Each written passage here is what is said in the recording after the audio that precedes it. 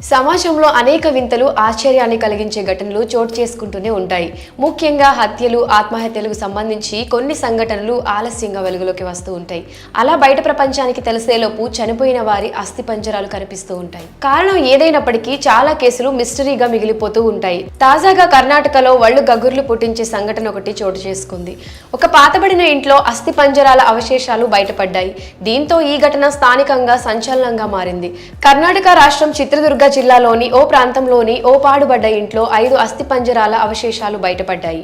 ఆ అస్థిపంజరాలన్నీ ఒకే కుటుంబానికి చెందినవిగా పోలీసులు గుర్తించారు. ఇక్కడ కుటుంబం ఒంటరిగా ఉండేదని, వీరంతా అనారోగ్య సమస్యలతో సతమతమవుతూ ఉండేవారని బంధువులు పోలీసుల విచారణలో వెల్లడించారు. ఇక్కడ కనిపించిన బాధిత కుటుంబ సభ్యులు చివరిసారిగా జూలై 2019లో కనిపించారు. ఆ తర్వాత నుంచి నేటి వరకు ఆ ఇంట్లో ఎవరూ తిరిగినట్లు కనిపించలేదని స్థానికులు తెలిపారు. అంతేకాకుండా అప్పటి నుంచి వారు నివాసం ఉన్న ఇంటికి తాళం వేసి ఉంది. ఆ ఇంట్లో వారు వెళ్లిపోయారేమో అని భావించినట్లు స్థానికులు తెలిపారు. అలానే ఆ పాతబడిన ఇంటి ప్రధాన గుమ్మం తలుపు పగిలిపోయి ఉండడాన్ని దాదాపు 2 నెలల క్రితం స్థానికంగా ఉండేవాళ్లు గుర్తించారు. అయినప్పటికీ స్థానికులు ఎవరూ పోలీసులకు సమాచారం అందించలేదు.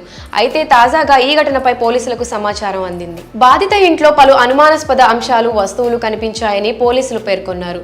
ఘటనా స్థలానికి చేరుకున్న పోలీసులు ఆ ప్రాంతాన్ని పరిశీలించారు. ఆ ఇంట్లోని ఓ గదిలో 4 అస్థిపంజరాలు, వేరే గదిలో మరో అస్థిపంజరం ఉండడం గమనించారు.